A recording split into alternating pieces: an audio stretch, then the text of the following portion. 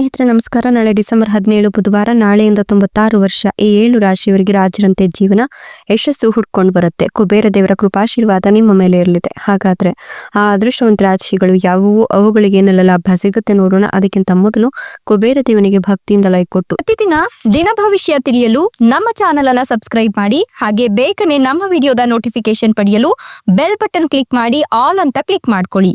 ಇನ್ನು ನಿಮ್ಮ ಜೀವನದ ಸಕಲ ಸಮಸ್ಯೆಗಳಾದಂತಹ ಸತಿಪತಿ ಕಲಹ, ಪ್ರೀತಿಯಲ್ಲಿ ಮೋಸ, ಭೂಮಿ ವಿಚಾರ, ಕೋರ್ಟ್ ಕೇಸ್, ವ್ಯಾಪಾರ, ಹಣಕಾಸಿನ ತೊಂದರೆ, ಸಾಲಬಾಧೆ, ಸ್ತ್ರೀಯರ ಗುಪ್ತ ಸಮಸ್ಯೆ, ಹೀಗೆ ಹಲವಾರು ಸಮಸ್ಯೆಗಳಿಗೆ ಶಾಶ್ವತ ಪರಿಹಾರ ಮಾಡಿಕೊಡ್ತಾರೆ. ಡಿಸ್ಪ್ಲೇ ಮೇಲೆ ಕಾಣ್ತಕ್ಕಂಥ ಗುರೂಜಿ ನಂಬರ್ಗೆ ಒಮ್ಮೆ ಕರೆ ಮಾಡಿ ನೋಡಿ. ಹೌದು, ಈ ರಾಶಿಯವರಿಗೆ ಕುಬೇರ ದೇವರ ಕೃಪಾಶೀರ್ವಾದ ಇರೋದ್ರಿಂದ ಡಿಸೆಂಬರ್ 17 ಬುಧವಾರದಿಂದ ಮುಂದಿನ 96 ವರ್ಷ ರಾಜರಂತೆ ಜೀವನ ಮಾಡುವ ಅವಕಾಶ ಸಿಗ್ಲಿದ್ದು ಯಶಸ್ಸು ಹುಡುಕಿಕೊಂಡು ಬರುತ್ತೆ ಅಂತ ಹೇಳಲಾಗ್ತಾ ಇದೆ. ಈ ರಾಶಿಯವರ ಜೀವನದಲ್ಲಿ ಇರ್ತಕ್ಕಂಥ ಸರ್ವ ಸಮಸ್ಯೆಗಳಿಗೂ ಕೂಡ ಈ ಒಂದು ಸಂದರ್ಭದಲ್ಲಿ ನಿವಾರಣೆ ಅನ್ನೋದು ಆಗತ್ತೆ, ಮುಕ್ತಿ ಅನ್ನೋದು ಸಿಗುತ್ತೆ. ಈ ಒಂದು ಸಂದರ್ಭದಲ್ಲಿ ನಿಮ್ಮ ಕಠಿಣ ಪರಿಶ್ರಮದ ಒಂದು ಬೆಂಬಲವನ್ನ ಕಂಡುಕೊಳ್ತೀರಾ ಅಂತ ಹೇಳಿದ್ರೆ ತಪ್ಪಾಗ್ಲಿಕ್ಕಿಲ್ಲ. ಈ ಸಂದರ್ಭದಲ್ಲಿ ನೀವು ಮಾಡ್ತಕ್ಕಂಥ ಕೆಲಸ ಕಾರ್ಯಗಳು ಸಾಕಷ್ಟು ಲಾಭವನ್ನೇ ತಂದುಕೊಡುತ್ತೆ. ಹೀಗಾಗಿ ನೀವು ಯಾವುದೇ ಕೆಲಸ ಕಾರ್ಯಗಳನ್ನ ಮಾಡಿದ್ರೂ ಕೂಡ ಯೋಚಿಸಿ ನಂತರ ದೃಢ ನಿರ್ಧಾರವನ್ನ ಮಾಡಿ ಆ ಕೆಲಸ ಕಾರ್ಯಗಳಿಗೆ ಕೈ ಹಾಕ್ಬೇಕಾಗತ್ತೆ. ಇಲ್ಲವಾದ್ರೆ ಈ ಒಂದು ಸಂದರ್ಭದಲ್ಲಿ ನೀವು ಒಂದಷ್ಟು ನಷ್ಟಗಳಿಗೆ ಒಳಗಾಗ್ತೀರಾ. ಜೊತೆಗೆ ನೀವು ಈ ಒಂದು ಸಂದರ್ಭದಲ್ಲಿ ಇನ್ನೂ ಕೂಡ ಮದುವೆ ಆಗಿಲ್ಲ, ಅಥವಾ ನಿಮ್ಗೆ ಈ ಒಂದು ಸಂದರ್ಭದಲ್ಲಿ ನಿಮ್ಮ ಮದುವೆಗೆ ಒಂದು ಹಿರಿಯರ ಅಥವಾ ಬೆಂಬಲಿಗರ ಒಂದಷ್ಟು ಪ್ರೋತ್ಸಾಹ ಸಿಗ್ತಾ ಇಲ್ಲ, ಅಥವಾ ಅವರು ಒಪ್ಕೊಳ್ತಾ ಇಲ್ಲ ಅಂತ ಹೇಳಿದ್ರೆ ಖಂಡಿತವಾಗಿಯೂ ಕೂಡ ಈ ಸಂದರ್ಭದಲ್ಲಿ ನಿಮ್ಗೆ ಹಿರಿಯರ ಬೆಂಬಲ ಅನ್ನೋದು ಸಿಗ್ತಾ ಹೋಗುತ್ತೆ. ಈ ಒಂದು ಸಂದರ್ಭದಲ್ಲಿ ಹಿರಿಯರೇ ಮೆಚ್ಚಿ ನಿಮ್ಮ ಮದುವೆಯನ್ನ ಮಾಡಿಸ್ತಾರೆ ಅಂತಲೇ ಹೇಳಬಹುದು.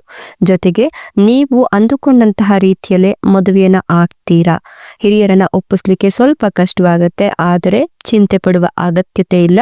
ಈ ಒಂದು ಸಂದರ್ಭದಲ್ಲಿ ಹಿರಿಯರು ನೀವು ಅಂದುಕೊಂಡಂತಹ ಶೈಲಿಯಲ್ಲಿಯೇ ನಿಮ್ಮ ಮದುವೆಯನ್ನ ಮಾಡಿ ಮುಗಿಸ್ತಾರೆ ಅಂತ ಹೇಳಬಹುದು. ಇನ್ನು ಮದುವೆ ಆಗಿತ್ತು ಆದ್ರೆ ಮಕ್ಕಳ ಯೋಗ ಇಲ್ಲ, ಸಾಕಷ್ಟು ವರ್ಷಗಳಿಂದ ನಮ್ಗೆ ಮಕ್ಕಳ ಯೋಗ ಇಲ್ಲ, ನಮ್ಗೆ ಪುತ್ರ ಸಂತಾನ ಪ್ರಾಪ್ತಿ ಅನ್ನೋದೇ ಇಲ್ಲ ಅಂತಕ್ಕಂಥವ್ರಿಗೆ ಈ ಸಂದರ್ಭದಲ್ಲಿ ಮಗುವಿನ ನಿರೀಕ್ಷೆಯನ್ನ ನೀವು ಇಟ್ಕೊಳ್ಬಹುದು. ನಿಮ್ಗೆ ಮಕ್ಕಳಾಗುವ ಎಲ್ಲ ಲಕ್ಷಣಗಳು ಕೂಡ ಗೋಚರವಾಗ್ತಿದೆ ಅಂತಲೇ ಹೇಳಬಹುದು. ಈ ಸಮಯದಲ್ಲಿ ಸಾಧ್ಯವಾದಷ್ಟು ಚಿಂತನಾಶೀಲವಾಗಿ ನೀವು ಯೋಚಿಸಬೇಕಾಗತ್ತೆ. ಕುಟುಂಬ, ಮನೆ, ಆಸ್ತಿ ಅಥವಾ ರಿಯಲ್ ಎಸ್ಟೇಟ್ಗೆ ಸಂಬಂಧಿಸಿದಂತ ವಿಚಾರಗಳಲ್ಲಿ ವಿಳಂಬ ಅಥವಾ ಅಡೆತಡೆಗಳು ಉಂಟಾಗಬಹುದು. ಆದ್ರೆ ಸಂಯಮವು ನಿಮ್ಮ ತಾಳ್ಮೆ ಮತ್ತೆ ಅನುಭವ ಪ್ರಬುದ್ಧತೆಯನ್ನು ನೀಡುವಷ್ಟು ಪರೀಕ್ಷೆಯನ್ನ ಮಾಡುತ್ತೆ.